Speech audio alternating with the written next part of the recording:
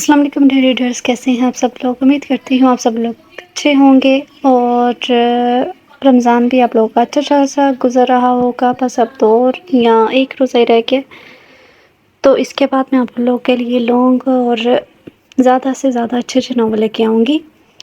تو یہ بھی ایک اچھا سا ناول ہے، تو چلے اب ہم اسے پڑھنا سٹارٹ کرتے ہیں۔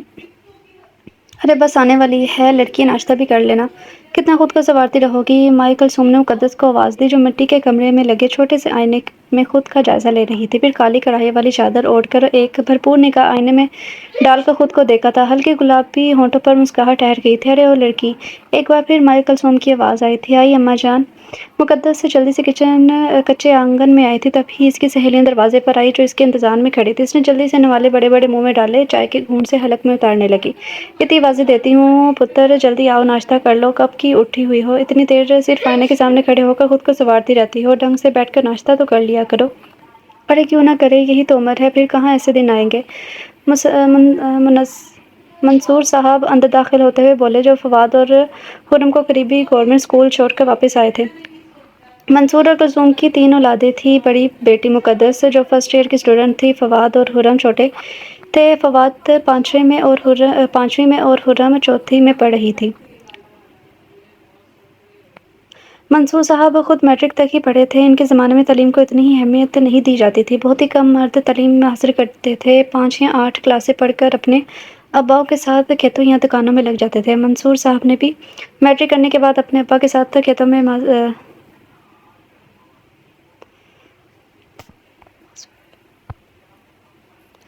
میں کام کیا۔ پھر منصور کے ایک دوست نے گورنمنٹ کے اسکول میں کلرک کی نوکری دلوا دی تھی۔ ان کا گھرانہ غریب نہیں تھا، امیر بھی نہیں تھا، بس اچھا گزارا ہو جاتا تھا۔ مقدس! باہر دروازے پر مقدس کی سہیلی نے آوازیں دی۔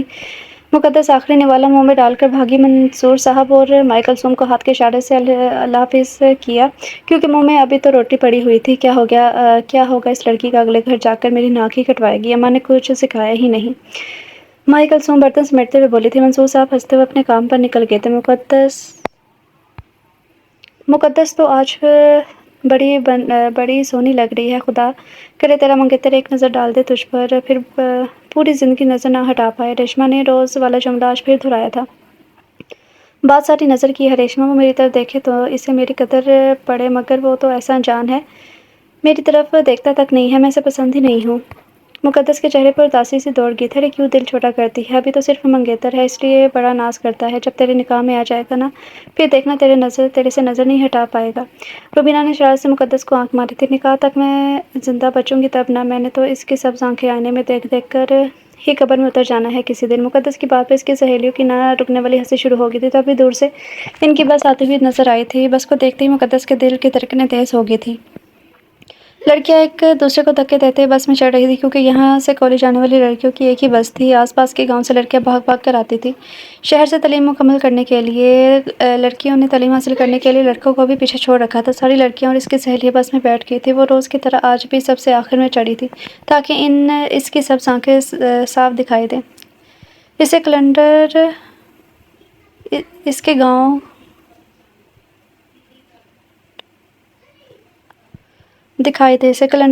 کا تھا۔ ایک تو مسٹیک، ادھر کیلنڈر لکھا ہوا، ادھر آگے اس کا نام لکھا ہوا سکندر، مطلب یہاں پہ سکندر لکھنا تھا۔ سکندر اس کے گاؤں کا تھا، اس کے سکندر سے جڑے رشتے سے واقف تھا۔ وہ اسے بھابھی ہی کہتا تھا۔ اس کا یوں کھلے عام بھابھی کہنے پر مقدس شرما جاتی تھی۔ بس میں سب سے آخر میں بیٹھنے پر اس نے بیٹھنے کی جگہ نہیں ملی، مگر روز کی طرح سکندر لڑکے نے اس کے لیے اسپیشل چیئر نکال کر ڈرائیور کی سیٹ کے پیچھے رکھ دی تھی، اور وہ مسکرا کر بیٹھ گئی۔ اب اس کی نظریں آئینے میں تھیں، آج بھی وہ سب کچھ نظر انداز کی اپنی نظریں سبز آنکھوں میں جما دے اور ان آنکھوں میں کھونے لگی تھی۔ اس کی آنکھوں میں سچ میں کوئی جادو تھا، مگر وہ ظالم آنکھیں ایک بار بھی اس کی طرف نہیں اٹھی تھی۔ کالج آ گیا تھا، بس گیٹ کے سامنے جھٹکے سے رکی تو وہ ہوش کی دنیا میں واپس آئی تھی۔ ساری بس خالی ہونے کے بعد وہ باہر نکلی تھی، مگر آج بھی اس کی نظریں مایوس لوٹی تھی، وہ آج بھی مایوسی سے نیچے اتری تھی۔ مقدس گھر لوٹی ایک رونق سے لگی ہوئی تھی۔ گاؤں کی تقریباً سبھی رشتہ دار عورتیں مٹی کے کچے فرش پر بیٹھی ہوئی تھیں، کچھ کچن میں کھانا پکا رہی تھی۔ کھانوں کی خوشبو سے اس کی بھوک اور زیادہ بڑھ گئی تھی۔ اسے حیرت ہو رہی تھی، آخر یہ سب یہاں کس لیے جمع ہوئی ہیں؟ مقدس کمرے میں آئی تو اس کی اماں कलसूम इसके जहेज़ के बैग बड़े से संदूक से निकाले बैठी हुई थी। नानी फातिमा से पूछ रही थी कि किस चीज़ की कमी है बैग में, ताकि वो जल्दी से इन चीज़ों का इंतज़ाम कर ले। अरे कलसूम, हमारी दुल्हन आ गई है। चाची सलमान वाले हाना पन से आगे आकर बोली थी। सकूल से लगाकर मोहब्बत से सर पर हाथ फेरा था। अरे मेरी बच्ची, आ इधर बैठ। अब तुझे कल से कॉलेज जाने की ज़रूरत नहीं है। तेरी सास आज शादी की तारीख लेकर आई है। इस हफ्ते के आखिर में तुझे माँ ये बैठना है। माँ कलसूम ने स्यागा किया और इसे वहीं छोड़कर बाहर भागी जहाँ औरतें बैठी हुई थी। जबकि मुकद्दस शादी का सुनकर समझ न आया, रोए या हंसे। जिसके साथ इसकी शादी थी वो तो इसे देखना भी पसंद नहीं करता था, और अजीब ये भी था कि वो इसकी मोहब्बत भी था। दिन भर इसके घर में औरतें बैठी रही थी। कल से घर में मिट्टी का काम सब औरतों ने करना था। यहाँ का रवाज था, जिस घर में शादी होती थी वहाँ महल्ले की औरतें और रिश्तेदार औरतें मिलकर मिट्टी के बने घर को नई तरीके से मिट्टी पर लगाकर नया कर देती थी।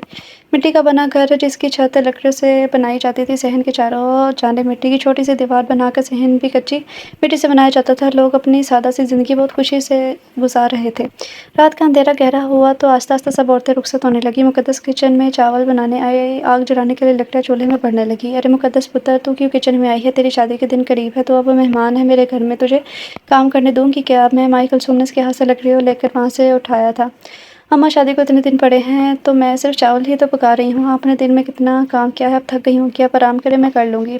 मुकद्दस ने माँ को आग जलाते हुए देखकर कहा था, अरे लड़की, पागल हो गया? शादी करीब हो तो लड़कियां काम नहीं करती, रंग नहीं चढ़ता दुल्हन का। मेरी अम्मा ने मुझे 2 महीने हाथ नहीं लगाने दिया था काम को। तू जाकर बैठ जा बस मेरी धी। वैसे भी तेरे बाद मुझे ही तो सब कुछ करना है। माइकल सूम ने आग जलाकर चावल भिगोए थे। अम्मा तो मेरी शादी जल्दी नहीं कर रही, अभी हरीम और फवाद छोटे हैं। मेरी ज़रूरत है इस घर में, इतने काम होते हैं घर के। खाला रुखसाना को 1-2 साल और इंतज़ार करने का कह देती, मुझसे नहीं देखा जाता, आप इतने काम करो। मुकद्दस से मिट्टी की ज़मीन पर बैठते हुए माँ से बोली थी, है लड़की, पहले भी ये काम मैं ही करती थी। वैसे भी औरत की जिम्मेदारी ही घर बाल संभालने की होती है। तू जब अपने घर जाएगी, जब घर की जिम्मेदारी अकेली उठाएगी, तब पूछूंगी, और ये मुझसे दोबारा ना कहना कि तुम्हारी शादी आगे बढ़ा दूँ। बेटियाँ जितनी जल्दी अपने घर बार के हो जाए इतना ही अच्छा है। भला बेटियाँ हमेशा अपनी अम्मा अप्पा के घर थोड़ी बैठी रहती हैं। आज नहीं तो कल तुझे वैसे भी जाना है यहाँ से। चल उठ, यहाँ से अपने कमरे में जा, शादी की तैयारी कर। मुकद्दस माँ की बात सुनकर सर हिलाकर वहाँ से उठ गई थी। रात का मुकद्दस चारपाई पर लेटी मुसलसल सिकंदर को सोच रही थी। वो दिन दूर नहीं था जब इसकी सब आंखें हर वक्त मेरे सामने होंगी। कितना भरपूर मंजर होगा, भला मैं कैसे इन सब आंखों से नजरें फेर पाऊंगी। मेरा इंतज़ार ख़त्म हो रहा है, मेरी मोहब्बत मेरा मुकद्दर बनने जा रही है। सुबह वो कॉलेज जाने के लिए तैयार हुई थी। माँ से एक दिन के लिए मोहलत मांगी कि वो लीव देकर आएगी। इतनी लंबी छुट्टियों की मगर असल मकसद इसका आज सिकंदर का चेहरा देखना था। शादी की तारीख रखी जाने पर इसके चेहरे पर खुशी होगी। शायद आज वो आंखें खुशी से इस पर दीदार नजर डाल ही दें, और वही खुशी इसके चेहरे पर देखने के लिए आज वो कॉलेज आ रही थी। मुकद्दस स्टॉप पर आई तो इसकी सहेलियों ने शादी की तारीख रखे जाने पर मुबारकबाद दी। वो बहुत खुश थी, सबके मजाक पर हंस कर जवाब दे रही थी। सामने बस आती हुई नजर आई, सब लड़कियां इसमें सवार होगी। वह सबसे आखिर में चढ़ी थी। अपनी महसूस चेयर पर आकर बैठी तो सामने आईने में नज़र की तो इसकी हैरत की इंतहा न थी। आज सबस आंखें इसकी तरफ उठी हुई थी। इसकी सब्ज आंखों में देखते हुए मुकद्दस साकित हो गई थी। मुकद्दस ने इन आंखों में खुद के लिए मोहब्बत नहीं, नफरत देखी। इंतहा की नफरत इन आंखों में, इसके लिए बेजारियत, गम और गुस्सा, न जाने क्या कुछ इसे महसूस हुआ था। मुकद्दस जान न पाई कि आखिर क्यों। अगर शादी इसकी मर्जी से नहीं हो रही तो इनकार कर दे। मैं ज़िंदगी भर मोहब्बत के बगैर रह लूँगी, मगर नफ़रत के साथ कैसे रह सकती हूँ। सिकंदर ने गुस्से से तेज़ नज़रों से इसे देखा था, फिर आईने का रुख ही फेर दिया था। अब मुकद्दस को वो सब्ज़ आंखें भी नज़र नहीं आ रही थी। वो माही बेआब की तरह तड़प रही थी। इसकी मोहब्बत इसे एक नज़र देखने भी नहीं दे रही थी। कॉलेज से वापसी पर भी आईना वैसा ही पड़ा था जैसा वो छोड़ कर गई थी। इसकी नज़रों से वो सब्ज़ आंखें भी दूर हो गई थी। वो मायूसी से बस से उतर गई। घर में कदम रखते ही इसे खुशगवार हैरत हुई थी। ताज़ा मिट्टी से पूरा घर चमक रहा था। सहन पर औरतें भी मिट्टी लगा रही थी। सामान सारा बाहर बिखरा पड़ा होता। मुकद्दस सोच रही थी अब वो चेंज कैसे करे। तभी माँ कलसूम बाहर आई थी। अरे आगे मेरी थी तो अपने कपड़े ले जा, चाची के घर जाके यूनिफॉर्म बदल लो, वही आराम करो, तब तक घर की मिट्टी सूख जाएगी। फिर घर में सामान रखेंगे, तेरा खाना वहीं भिजवाती हूँ। तेरी चाची भी यहाँ है, उज़्मा और मोमल बैठी हैं। मैंने तेरे बहन भाई को भी वहीं भेज दिया है। माँ कलसूम ने इसके हाथ से बैग लेकर बाहर पड़ी पुरानी अलमारी में रखा, इसके कपड़े निकाल कर इसे दिए। अच्छा अम्मा ठीक है, मुकद्दस कहती हुई अपनी चाची के घर चली गई। پھر شادی کا دن بھی آن پہنچا تھا۔ مقدس 3 دن ماہیوں میں بیٹھی رہی تھی۔ اس کے چہرے پر کافی رنگ چڑھا تھا۔ دلہن بنی وہ بہت زیادہ پیاری لگ رہی تھی۔ اسکندر کے ساتھ اسے بٹھایا گیا تھا مگر اس نے ایک غلط نظر ڈالنا بھی اس پر گوارا نہیں کیا۔ مائی کلثوم نے اسکندر سے اپنی بیٹی کا خیال رکھنے کو کہا تو وہ بس ہلکا سا سر ہلا کر لا تعلق ہو گیا تھا۔ رخسانہ نے اپنی بہو کا گھر میں شاندار استقبال کیا تھا۔ اسے پکی اینٹوں والے گھر میں بٹھایا گیا تھا۔ سیج کو پھولوں سے سجایا گیا تھا۔ پیٹ کے چاروں طرف پھول لگے ہوئے تھے۔ اسکندر نے کچھ ہی ماہ پہلے اپنا اور ماں کا پکے اینٹوں والا گھر بنایا تھا۔ گھر کا کام مکمل ہوتے ہی رخسانہ نے بیٹے کی شادی کی ٹھانی۔ اسکندر کے لاکھ منع کرنے کے باوجود بھی رخسانہ نے اپنی من پسند بہو لا کر ہی دم لیا تھا۔ اسکندر کمرے میں آیا تو وہ ویسے ہی بیٹھی تھی۔ اسکندر نے ایک نظر اسے دیکھا مگر اس کے ایک نظر میں بیزاریت کے سوا کچھ بھی نہ تھا۔ تمہارا انتظار فضول ہے کیونکہ میں تم سے شادی نہیں کرنا چاہتا تھا۔ میں کسی اور کو پسند کرتا ہوں۔ تم سے شادی اماں نے زبردستی دھمکیاں دے کر کروائی ہے۔ جب میں نے شروع میں تم پر کوئی توجہ نہیں دی تو تم اتنا بھی نہ سمجھ پائی کہ میں تم میں دلچسپی نہیں رکھتا۔ زبردستی مجھ پر مسلط کر دیا ہے جسے میں کبھی دیکھنے کا روا دوا بھی نہیں ہوں۔ وہ آگ اگلتا ہوا چلا گیا اور وہ وہیں ساکت بیٹھی رہ گئی تھی۔ اس کا خواب ٹوٹ گیا تھا۔ اس کی محبت نے اسے دھتکار دیا تھا۔ وہ کسی اور کی محبت دل میں رکھتا تھا۔ یہ بات مقدس کے لیے بہت بڑی اذیت کا باعث تھی۔ بھلا آپ جس سے محبت کرتے ہیں وہ پہلے سے کسی اور سے محبت کرتا ہے، اس سے زیادہ بڑا درد اور تکلیف کیا ہو سکتی ہے؟ اس کے نکاح میں ہو کر اپنا حق نہ لے سکی۔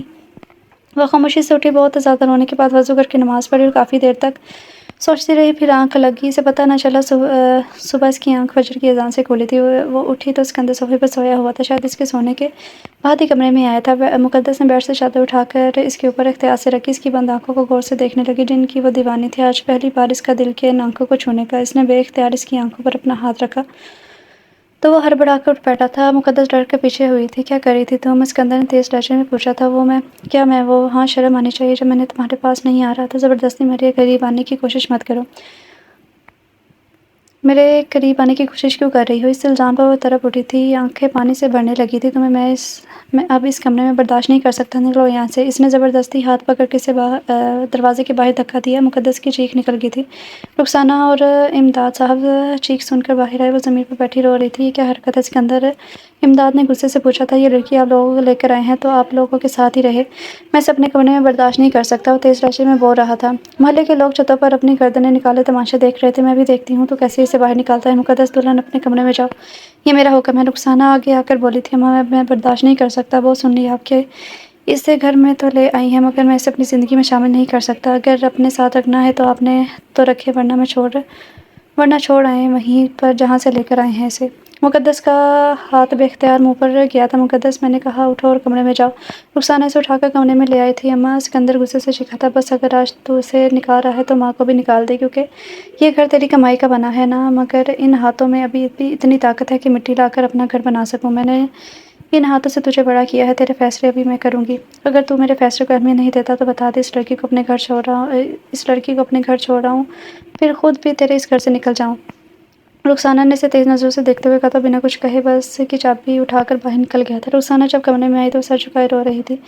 مقدس بیٹا، مجھے معاف کر دینا، میں اسکندر کی مرضی کے بنا تجھے اس گھر میں لائی ہوں۔ رخسانہ نے بیڈ پر اس کے پاس بیٹھتے ہوئے کہا تھا۔ اس کے سامنے ہاتھ جوڑ دی۔ مقدس نے نظر اٹھا کر بندھے ہوئے ہاتھوں کو دیکھا تو ان کے دونوں ہاتھوں کو عقیدت سے پکڑ لیے تھے۔ چاچی، کیسی باتیں کر رہی ہیں آپ؟ میری ماں کے برابر ہیں، یہ سب یوں ہی ہونا تھا، آپ کا کوئی قصور نہیں ہے۔ مقدس نے روتے ہوئے کہا تھا۔ مجھے یقین ہے مقدس کہ تم میرے بیٹے کو اس لڑکی کے جنگل سے نکالو گی۔ مجھے تمہاری محبت پر یقین ہے جو تمہیں اسکندر سے ہے۔ میں واقف ہوں اس بات سے کہ تم میرے بیٹے کو دل سے چاہتی ہو۔ رخسانہ نے محبت سے اس کے سر پر ہاتھ رکھا تھا۔ چاچی، اسکندر کس کے پیچھے لگا ہے؟ مقدس نے سر جھکا کر پوچھا۔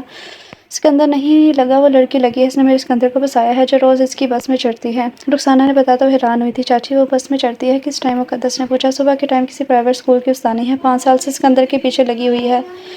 یہ گاؤں چھوڑ کر جو اگلا گاؤں ہے نا، وہیں ہے اس لڑکی کا گھر بھی کہ میرے بیٹے کی جان چھوڑ دے، مگر اس نے مجھے سامنے سے ایسا سنایا۔ اللہ توبہ، اتنی تیز ترار لڑکی کہ کیا کروں۔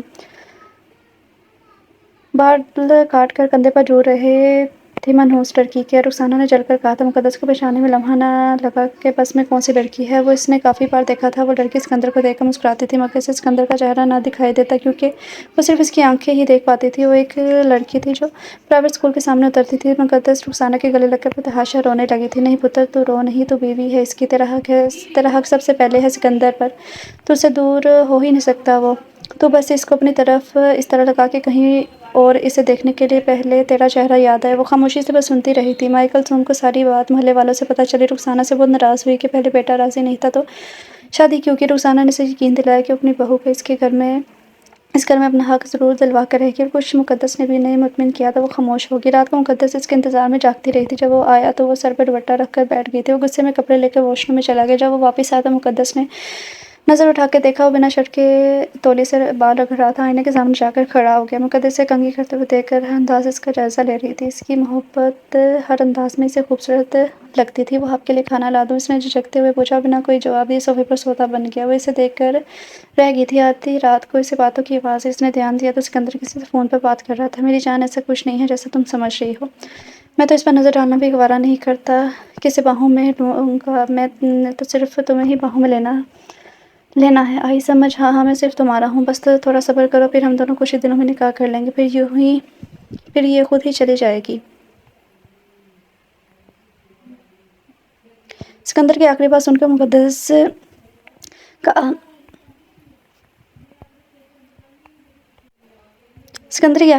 مقدس کا ہاتھ بے اختیار دل پر پڑا تھا اور وہ اٹھ کر بیٹھ گئی۔ سکندر نے اسے بیٹھتے ہوئے دیکھا تو نہ جانے کیوں کال کاٹ دی اور سوتا بن گیا۔ مقدس چپل پہن کے باہر نکل آئی۔ سکندر نے اسے جاتے دیکھا پھر جھٹک کر سو گیا تھا۔ مقدس گھر کے باہر سائڈ پر آ گئی تھی جہاں رخسانہ نے ایک چھوٹا سا باغ بنا رکھا تھا جس میں سبزیاں بھی اگا رکھی تھی۔ اسے سمجھ نہیں آ رہا تھا کہ کیا کرے۔ دل کر رہا تھا زور زور سے روئے، چیخیں مارے۔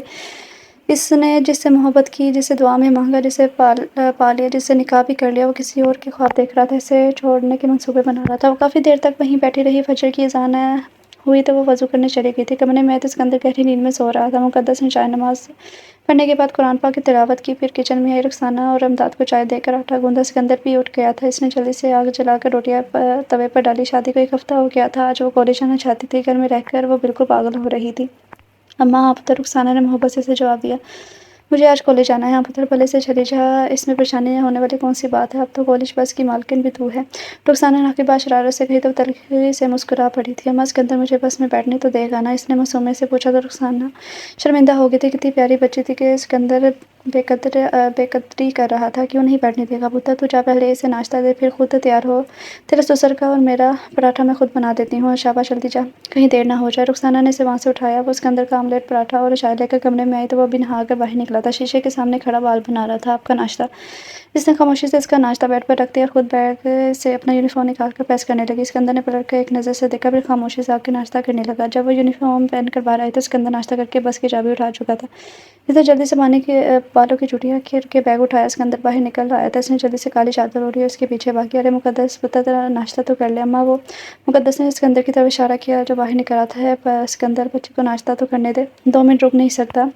رخسانہ سکندر کو آواز دی جو دروازے سے باہر نکل رہا تھا۔ اماں، میں صرف آپ کی لاڈلی بہو کو نہیں بس میں بٹھاتا جو اس کے انتظار میں 50 لڑکیوں کو انتظار میں کھڑا کروں۔ وہ کہہ کر نکل گیا تھا۔ مقدس تو یہی رک گئی۔ سکندر کے ابا ذرا باہر تو آئیں۔ رخسانہ نے شوہر کو آواز دی جو کمرے میں بیٹھا تھا۔ کیا ہو گیا؟ سکندر کی ماں اپنے لاڈلے کو ذرا باہر جا کر روکو، دلہن بھوکی کالج جا رہی ہے، 2 منٹ نہیں روک سکتا آپ کا چہیتا؟ بچی کو بھوکا روانہ کر دوں تو بیٹھ مقدس پتر، آرام سے ناشتہ کر۔ رخسانہ نے اس کا بازو پکڑ کر بٹھایا تھا۔ مگر سکندر، آج جلدی کیوں جا رہا ہے؟ 7 بجنے میں ابھی 15 منٹ کم ہے۔ روز پورے 7 بجے نکلتا ہے۔ آج میری بہو جا رہی ہے نا، اس لیے تاکہ اسے پیچھے چھوڑ کر جائے۔ رخسانہ نے غصے سے کہا تھا۔ پتر تو ٹھیک سے ناشتہ کر، میں اس گدھے کو بھی سیدھا کرتا ہوں۔ امداد مقدس کو مطمئن کر کے باہر نکلا تب بھی بس اسٹارٹ ہونے کی آواز آئی تھی۔ اماں، مقدس نے منہ میں پرانے والا بمشکل چباتے ہوئے کہا بس کی آواز سن کر آنکھیں پھاڑ کر رخسانہ کو پکارا تھا۔ تیرا ابا گیا ہے نا پتر، فکر نہ کر، سکندر تجھے چھوڑ کر نہیں جائے گا۔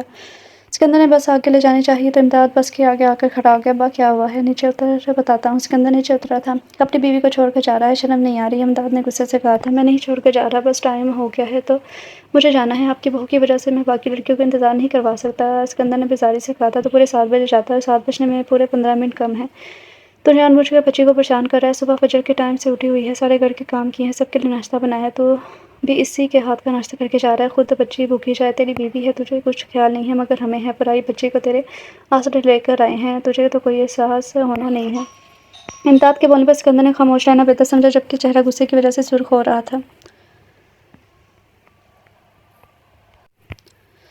ابا، میں ناشتہ کر لیا ہے۔ مقدس دروازے سے باہر آ کر امداد کے پیچھے کھڑی ہو کر بولی تھی۔ سکندر جا کر بس میں بیٹھ گیا تھا۔ اچھا پتر، لا تجھے خوش رکھے۔ امداد نے دعا دی تو اس دعا پر مسکرا بھی نہ سکی، بھلا اس کی خوشی تو کہیں نہیں آنے والی تھی۔ وہ اللہ حافظ کہتی بس میں چڑھ گئی۔ جب وہ اسکندر کے پیچھے رکھی بینچ پر بیٹھی تو اسکندر کی گرجدار آواز سے کام کی تھی، پیچھے اتنی ساری سیٹیں نظر نہیں آ رہی جو میرے سر پر بیٹھنا ہے، دفعہ ہو جاؤ پیچھے۔ مقدس سر جھکا کر اٹھ گئی تھی، اب ان آنکھوں سے بھی جدائی ہو گئی تھی جن کو دیکھ کر اس کی آنکھیں مسکراتی تھی۔ بس بھر چکی تھی مگر تھوڑا آگے جا کر پھر سے رک گئی تھی۔ تقریباً 10 منٹ تک بس رکی رہی تھی۔ مقدس حیران ہوئی تھی کہ سکندر کبھی بس کو کسی کے انتظار میں نہیں روکتا، چاہے کوئی بھی پیچھے کیوں نہ رہ جائے۔ پھر کیوں روک رکھی ہے، کس کے انتظار میں، وہ یہ سوچ رہی تھی۔ تبھی بس میں میرا داخل ہوئی۔ کھلے بالوں کو سٹائل سے کھولے، سر پر دوپٹہ رکھے، نزاکت سے چلتی ہوئی اسکندر کی سامنے والی سیٹ پر بیٹھ گئی تھی۔ مقدس کی نظر اسکندر کو دیکھنے لگی تو اس کی نظریں میرے پر ہی جمی تھیں، پھر دونوں کا ایک دوسرے کو دیکھ کر مسکرانا۔ مقدس نے صاف دیکھا تھا، اس کا دل دکھ سے بھر گیا تھا۔ وہ یہ منظر آج دیکھ رہی تھی جبکہ بس میں موجود لڑکیاں روز دیکھتی تھی، اور یہ تو پتہ نہیں تھا کب سے چل رہا تھا، صرف میں نے ہی کبھی محسوس نہیں کیا۔ ان سب آنکھوں کے علاوہ کہیں اور دیکھ ہی نہ پاتی، سمجھ ہی نہ پائی۔ میں نے اس لڑکی کو اگر کچھ کہا تو مجھ میں اور چاہے عورتوں میں کیا فرق رہ جائے گا، جبکہ میرا شوہر میرے خلاف کھڑا ہو جائے گا۔ بہتر ہے فیصلہ وقت پر چھوڑ دیا جائے۔ مقدس نے آنکھوں سے نکلتا موتی سب سے چھپا کر صاف کیا، اور آنکھیں بس کے اندر کی تکلیف دہ منظر کو دیکھنے کی سکت نہ تھی، اس لیے بس کی کھڑکی سے باہر کے منظر دیکھنے لگی۔ مقدس یہ چڑیل مجھے صحیح نہیں لگتی، اپنے شوہر کو اس سے بچا کر رکھ۔ پیچھے سے اس کی سہیلی کی آواز آئی تھی، ہاں مقدس ایسی چلاک لڑکیاں شوہر لے جانے میں دیر نہیں کرتی۔ یہ تو کب سے اسکندر کے پیچھے ماسی پڑی ہے۔ ماسی رخسانہ نے اب تک بچا رکھا ہے اس لڑکی سے اسکندر کو، اب تو اسکندر کو اس سے بچا کے رکھنا ہے۔ اس سے آگے والی سیٹ پر بیٹھی مہروش نے کہا تھا، میرے ہاتھ میں کوئی اختیار نہیں ہے، میں نے فیصلہ وقت پر چھوڑ دیا ہے۔ میں کچھ کہوں گی تو اسکندر کی نظروں میں میری بات کی کوئی اہمیت نہیں ہوگی، بس تم لوگ میرے لیے دعا کرو۔ مقدس نے جھکے سر سے کہا تو اس کی سہیلیوں نے افسوس سے دیکھا تھا، اللہ تمہارے حق میں بہتر فیصلہ کرے گا، تمہارے گھر کو آباد کرے، تیرا شوہر تمہاری طرف لوٹ آئے۔ مہروش نے اسے دعا دی، سب سہیلیوں نے آمین کہا تھا۔ کھولی سے چھٹی ہوتے ہی اس نے رکشہ رکوایا تھا، اپنی 2 سہیلیوں کو لے کر وہ رکشے میں گھر چلی گئی تھی۔ اس کا دل نہیں چاہ رہا تھا بس میں گھر جانے کا جس کا شوہر اس کے سامنے کسی اور کو دیکھ رہا ہو، شوہر بھی وہ جس سے وہ بے پناہ محبت کرتی ہو۔ صبح کو رخسانہ نے اسے 2000 روپے دیے اپنے خرچے کے لیے، تو اسی میں سے پیسے نکال کر رکشہ کیا تھا اور گھر پہنچ گئی تھی۔ شکر تھا کہ رخسانہ کہیں محلے میں گئی ہوئی تھی، ورنہ اسے جلدی گھر آنے کے سوال کر دیتی۔ اس وقت وہ صرف تنہائی چاہتی تھی۔ اسکندر نے بس کالج کے سامنے روکی، لڑکیاں چڑھ گئی تھیں تو اس نے بس سٹارٹ کر دی۔ 1 منٹ اسکندر، بھابی نہیں ہے بس میں، اسد نے بس کا دروازہ بجا کر کہا تو اسکندر نے پیچھے مڑ کے سب لڑکیوں کو دیکھا تھا۔ ایک اور مصیبت اماں ابا اب مجھے ہی سنائیں گے، میری بیوی کہاں ہے؟ اس نے نہ چاہتے ہوئے بھی اسکندر کی سہیلیوں سے پوچھا۔ میرب نے اسے غصے سے بولا تو اسکندر نے اسے آنکھوں سے مطمئن کیا۔ وہ منہ پھیر گئی تھی، ہمیں کیا پتہ، بیوی آپ کی ہے، پتہ آپ کو ہونا چاہیے۔ مقدس کی سہیلی نے ناگواری سے جواب دیا تو وہ اسکندر اور میرب کے اشارے دیکھ رہی تھی۔ میری بیوی کو میں صبح کالج کے گیٹ پر چھوڑ کے گیا تھا، تب کالج کے اندر سے کہاں غائب ہو گئی جو واپس ہی نہیں آئی؟ اسکندر نے جھنجھلا کر پوچھا۔ وہ رکشہ لے کر چھٹی کے ٹائم گھر واپس چلی گئی تھی۔ لائبہ نے اسکندر کو جواب دیا اور ایک تیز نظر میرب پر ڈالی جو نزاکت سے بیٹھی ہوئی تھی۔ اسکندر کی نظریں بار بار اس پر ٹھہر رہی تھیں۔ اسکندر نے غصے سے بس سٹارٹ کر دی، تب گھر جا کر میرے خلاف اماں کو بھڑکایا ہوگا، کیا جھنجھٹ ہے، اماں نے سر مار دیا ہے۔ اسکندر گھر آیا تو رات کے 8 بج رہے تھے۔ وہ خاموشی سے اپنے کمرے کی طرف بڑھ رہا تھا۔ کمرے میں آیا تو مقدس عشاء کی نماز پڑھ رہی تھی۔ اس نے اپنے کپڑے نکالے اور واش روم میں چلا گیا۔ واپس آیا تو اس کا کھانا بیڈ پر پڑا ہوا تھا، سائڈ ٹیبل پر چائے کا کپ بھی پڑا ہوا تھا۔ اس نے کمرے کے باہر مقدس کو جاتے ہوئے دیکھا، پھر سر جھٹک کر کھانا کھانے لگا۔ کافی دیر گزر گئی تھی، مقدس کمرے میں نہ آئی۔ وہ سر درد کی وجہ سے سو نہیں پا رہا تھا۔ اس نے سوچا گھر میں جاتے ہی اماں کی ڈانٹ سننی پڑے گی، ان کی لالی بہو نے شکایت لگائی ہوگی، مگر یہاں ایسا کچھ بھی نہیں تھا۔ اماں ابا اس کے کمرے میں آئے، اسے دیکھنے کچھ دیر تک باتیں کرتے رہے، پھر دونوں دعائیں دے کر سونے چلے گئے تھے۔ مقدس چھت پر رکھی چارپائی پر خاموشی سے لیٹی چمکتے تاروں کو دیکھ رہی تھی۔ ساری رات وہ یوں ہی بیٹھی رہی، نیند اس کی آنکھوں سے کوسوں دور تھی، آنسو اس کی گال پر بہہ رہے تھے۔ جب آدھی رات کو اسکندر کی آنکھ کھلی تو اس نے صوفے پر نظر ڈالی، وہ ابھی کمرے میں نہیں آئی تھی۔ اسکندر اٹھ کر باہر آیا تو دیکھا وہ کہیں نظر نہ آئی۔ وہ سیدھا چڑھ کر اوپر آیا تو وہ چارپائی پر لیٹی آنسو بہا رہی تھی۔ اسکندر کچھ دیر تک وہیں کھڑا رہا، پھر اس خاموشی سے کمرے میں واپس آ گیا۔ فجر کی اذان ہوئی تو مقدس وضو کر کے کمرے میں آئی تھی۔ اسکندر کو اس وقت جاگتے دیکھ کر حیران ہوئی تھی، پھر خاموشی سے نماز ادا کرنے لگی۔ اسکندر اسے نماز ادا کرتے ہوئے دیکھ رہا تھا، جو بھی تھا وہ اس کی نگاہ میں تھی، وہ اس پر پورا حق رکھتا تھا۔ نماز پڑھ کے وہ سونے کے لیے صوفے پر آئی تھی۔ یہاں آ کے سو جا، اسکندر نے بنا اس کی طرف دیکھے کہا تو وہ حیرت سے اسے دیکھنے لگی، مگر اس کی بات پر عمل نہیں کیا تھا۔ میں نے کچھ کہا ہے؟ اس کے سخت لہجے پر وہ اٹھ کر بیڈ پر آئی تو جگتے ہوئے لیٹ گئی۔ کچھ ہی پل گزرے ہوں گے کہ اسکندر نے اس کی کلائی پکڑی، وہ خوف سے اسے دیکھنے لگی۔ اسکندر نے جھٹکے سے اسے خود کے قریب کیا تھا۔ یہ کیا کر رہے ہیں آپ؟ مقدس نے اپنا آپ شرماتے ہوئے کہا، اپنا حق استعمال کر رہا ہوں۔ اسکندر نے اس کے کھلے بالوں میں ہاتھ پھیرتے ہوئے نرمی سے کہا تھا، جب آپ مجھے بیوی ہی نہیں مانتے تو کیسا حق؟ کچھ دنوں میں مجھے چھوڑ دو کہ کم از کم میرے پاس کچھ تو رہنے دو۔ میں یہ حق آپ کو نہیں دیتی، جب آپ کسی اور کی طرف پلٹ جائیں گے تو میں بھی چلی جاؤں گی، میں نہیں رہوں گی یہاں۔ پھر چھوڑ دے مجھے۔ اس نے پوری طاقت سے خود کو چلوایا تھا۔ سکندر خاموش ہو گیا، سوچا میں کچھ نہیں کروں گا۔ سکندر کروٹ لے کر سو گیا تھا۔ وہ سونے کی بجائے کافی دیر تک اس کی پشت کو دیکھتی رہی۔ صبح کا اجالا پھیلنے کو تھا، وہ اٹھ کر باہر نکل گئی۔ رخسانہ بھی فجر کی نماز پڑھ رہی تھی۔ مقدس نے چائے بنا کر آٹا گوندا، رخسانہ بھی وہیں آ گئی۔ اماں مجھے آپ سے ایک درخواست کرنی تھی، مقدس نے سر جھکا کر کہا۔ ہاں پتر بول۔ اماں مجھے کالج کا رکشہ لگوا دے۔ مقدس نے اپنی بات مکمل کی تو رخسانہ سوچ میں پڑ گئی۔ سکندر رخسانہ مقدس کو جواب دینے کے بجائے کچن سے باہر نکل آئی۔ سکندر کو غصے سے اُبال دیتے اس کے کمرے کی طرف بڑھنے لگی۔ اماں۔ مقدس بھی رخسانہ کے پیچھے گئی تھی۔ اماں آپ میری بات تو سنیں۔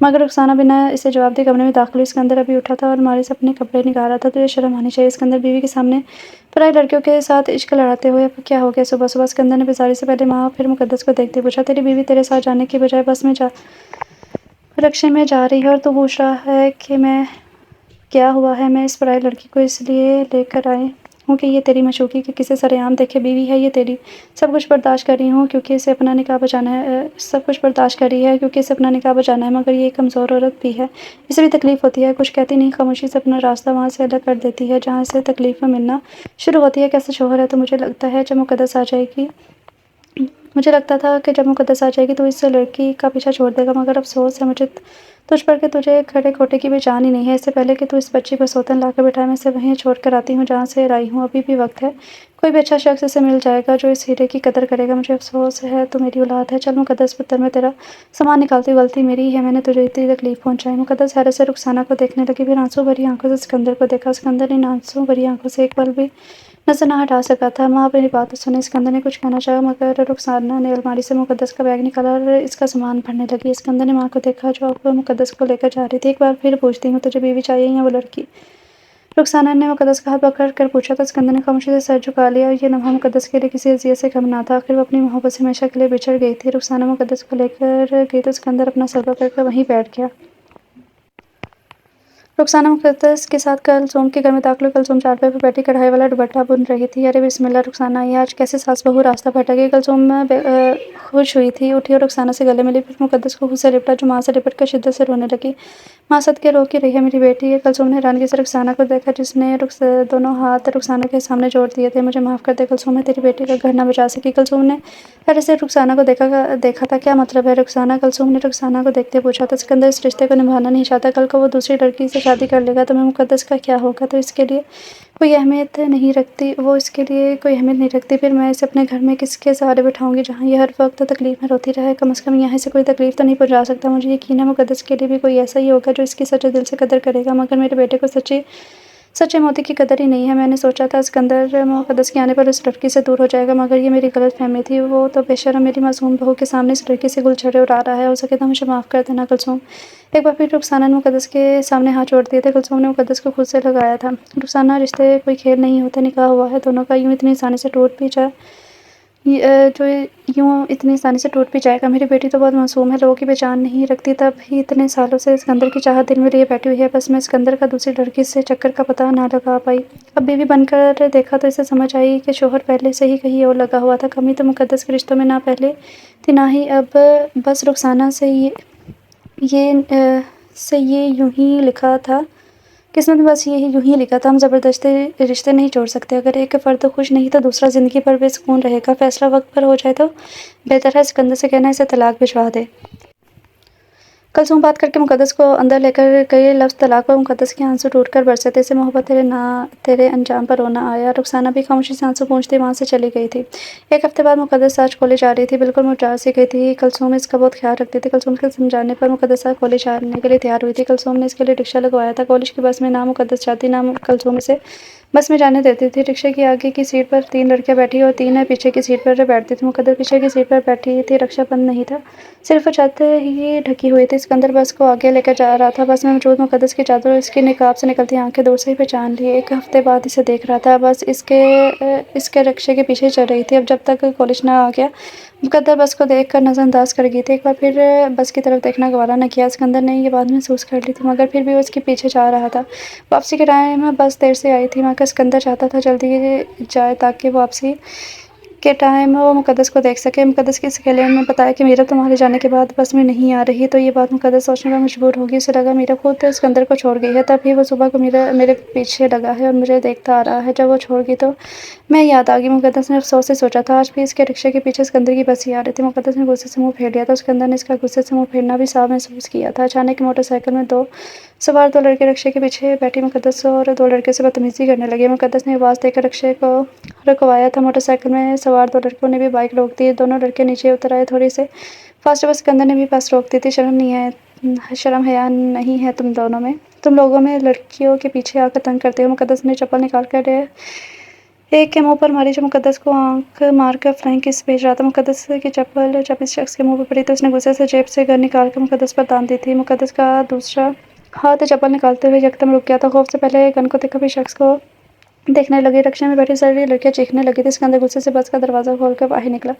احمد ذرا بس کو سنبھال لینا، میں ذرا ان چھچوروں کو دیکھوں، ان کو چھٹی کا دودھ یاد دلاواں۔ جی استاد، مگر خیال سے ان کے پاس گن ہے۔ احمد نے اسے پیچھے سے آواز لگائی تھی۔ کیوں لڑکی؟ بڑا غصہ آ رہا ہے نا؟ نازک سی تو ہے، اتنا غصہ صحت کے لیے اچھا نہیں ہوتا۔ اس لڑکے نے آگے آ کر مقدس کا دوپٹہ کھینچا تو اس کا نقاب اتر گیا۔ مقدس نے خوف سے پیچھے آتے اسکندر کو دیکھا۔ یہاں سے گزرتے لوگ بھی رک گئے تھے اور یہ تماشا دیکھ رہے تھے، مگر کسی میں اتنی ہمت نہ تھی کہ آگے بڑھ سکے۔ ہر ایک کو اپنی جان پیاری تھی۔ رکشے کا ڈرائیور اس شخص کے سامنے آ کر کھڑا ہوا تھا۔ صاحب معاف کر دو، بچی ہے، جانے دو ہمیں۔ مقدس پتر معافی مانگ لے۔ مقدس نے چاچا کو دیکھا۔ معافی کیسے مانگتے؟ گن دیکھ کر اس کی آواز ہی خوف سے نہیں نکل رہی تھی۔ ابے ہٹ! دوسرے شخص نے رکشے والے پر گن تانی۔ مقدس کی چیخ نکل گئی تھی۔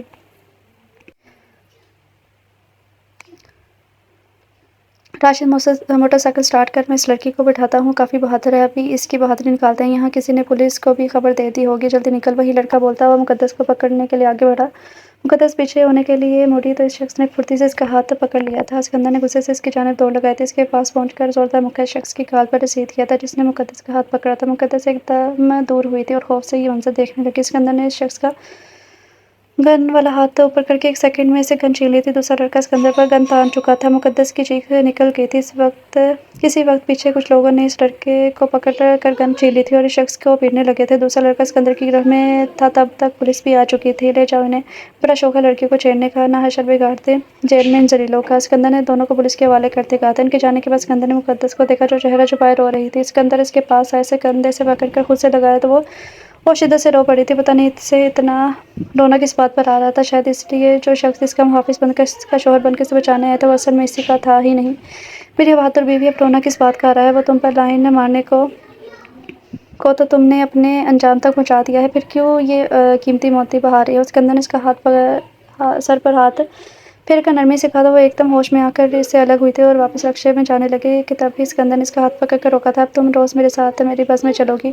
میں نہیں چاہتا میری بیوی پر کوئی بری نظر رکھے، میرے ہوتے ہوئے مت بھولو اسکندر خان کے نکاح میں ہو تم۔ اسکندر نے مقدس کے رکشے کو بیچ کر اسے واپس بس میں بٹھایا تھا۔ سارے راستے وہ اس پر نظر رکھتا رہا تھا۔ مقدس کی سہیلیوں نے سچ کہا تھا، میرب اسے بس میں کہیں نظر نہ آئی تھی۔ یہ کیا ماجرا تھا؟ وہ سمجھنے سے قاصر تھی۔ واپسی پر وہ اپنے خیالوں میں اتنی گم تھی کہ اسے احساس ہی نہیں ہوا۔ پوری بس خالی ہو چکی تھی اور اس کا گاؤں بھی کافی پیچھے چھوٹ چکا تھا۔ یہ راستہ اسکندر کے گھر کی طرف جاتا تھا۔ اس نے حیرت سے اسکندر کی طرف دیکھا جو اسے گہری نظر سے دیکھ رہا تھا۔ مجھے گھر جانا ہے، مقدس نے کہا۔ ہم گھر ہی جا رہے ہیں، اسکندر نے مطمئن ہو کر جواب دیا تھا۔ مجھے اپنی امی کے گھر جانا ہے۔ مقدس روحانسی ہو گئی تھی۔ اب کون سا امتحان باقی تھا؟ اس کا جواب میں تمہیں گھر جا کے دوں گا۔ اسکندر نے بس کا رخ گھر کی طرف موڑ لیا تھا۔ رخسانہ چارپائی پر بیٹھی دوپٹہ بن رہی تھی۔ اسکندر کے ساتھ مقدس کو آتا دیکھ خوشی سے اٹھی تھی۔ مقدس کو خود سے لپٹا، اب اسے حیرت سے دونوں کو دیکھ رہی تھی۔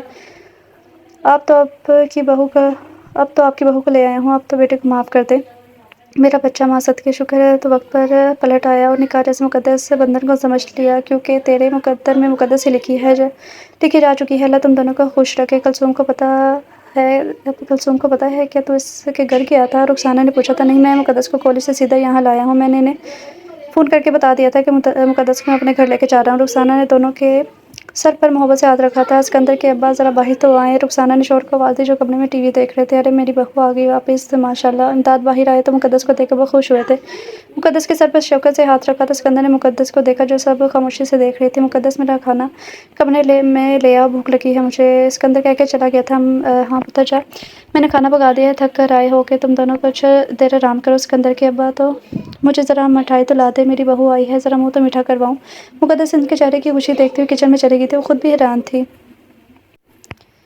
اس نے کھانا لے کر اسکندر کے سامنے رکھا، وہ جانے لگی۔ اسکندر نے ہاتھ پکڑ کر اسے روک کر سامنے بٹھایا تھا، پھر اسے ہاتھ سے کھانا کھلانے لگا۔ مقدس اب بھی خاموشی سے کھا رہی تھی۔ ایک آنسو ٹوٹ کے اس کی گال پر گرا تھا جو اسکندر اسے اپنے پوروں پر چن لیا تھا۔ کھانا کھانے کے بعد اسکندر نے خالی برتن سائڈ ٹیبل پر رکھے، پھر اس نے مقدس کے دونوں ہاتھوں کو پکڑ کر بولا تھا، مقدس، میں اپنے رویے کی معافی مانگتا ہوں۔ میں تمہیں بہت تکلیف پہنچا چکا ہوں، مگر وعدہ کرتا ہوں کبھی تکلیف تو کیا، ایک آنسو بھی تمہاری آنکھوں میں نہیں آنے دوں گا۔ میں نے ہمیشہ تمہیں نظر انداز کیا۔ تم جب میری آنکھوں کو محبت سے دیکھا کرتی تھی تب میں میرب کے چکر میں تمہاری محبت محسوس ہی نہیں کر پایا تھا۔ جب میرا نکاح تم سے ہوا تو مجھے عجیب سا لگنے لگا۔ میں میرب سے بات تو کرتا تھا، اسے دیکھتا بھی تھا، مگر مجھے کوئی خوشی نہیں ہوتی تھی۔ تم میرے نکاح میں تھی، مجھے تمہیں دیکھ کر محسوس ہوتا جیسے میرا دل تمہاری طرف آنا چاہتا ہے۔ تم میری بیوی تھی، حق رکھتا تھا،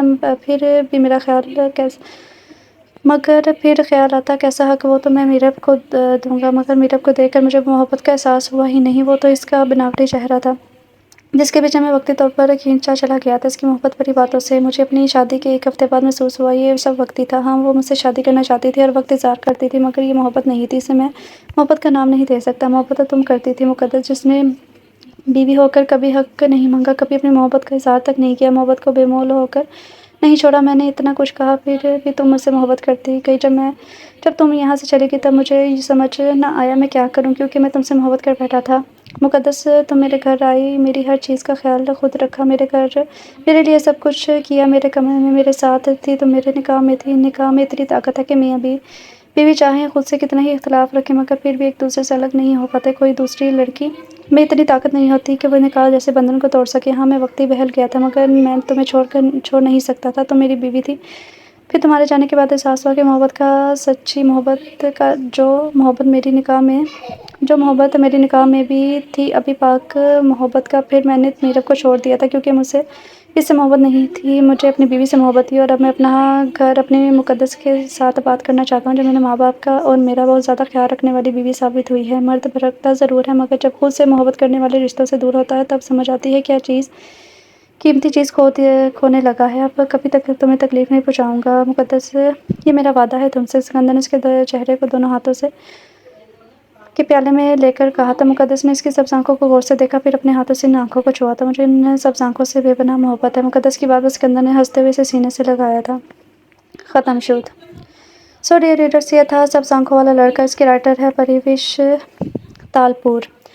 یہ ریڈرز، یہ ایک چھوٹا سا ناول تھا، اور مجھے یہ بھی معلوم ہے کہ میں نے بہت تھوڑا جلدی اسپیڈ سے پڑھا ہے۔ اس کی وجہ میں آپ لوگوں کو میں بتا دوں کہ آپ لوگوں کو پتہ ہے کہ رمضان کا لاسٹ چل رہا ہے اور گھر میں بہت زیادہ کام ہوتا ہے، اور خاص طور پہ لڑکیوں کو تو بہت زیادہ ہوتا ہے گھر میں عید کی تیاریاں، گھر میں صفائی وغیرہ، یہ وہ۔ تو بس مجھے جیسے ہی ٹائم ملا تو میں نے یہ چھوٹا سا ناول پکڑ کے کر دیا۔ امید کرتی ہوں کہ آپ سب کو یہ ناول پسند آیا ہوگا، اور آپ لوگ بھی میری مجبوری کو سمجھیں گی، بلکہ جتنی بھی لڑکیاں ہیں وہ سمجھیں گی، ان کو معلوم ہی ہوگا کہ عید میں کتنے کام ہوتے ہیں۔ تو بس آپ لوگ مینیج کر لیجیے گا، عید کے بعد انشاءاللہ تعالیٰ میں آپ لوگوں کو لانگ ناول دیا کروں گی، اور وہ بھی اچھے۔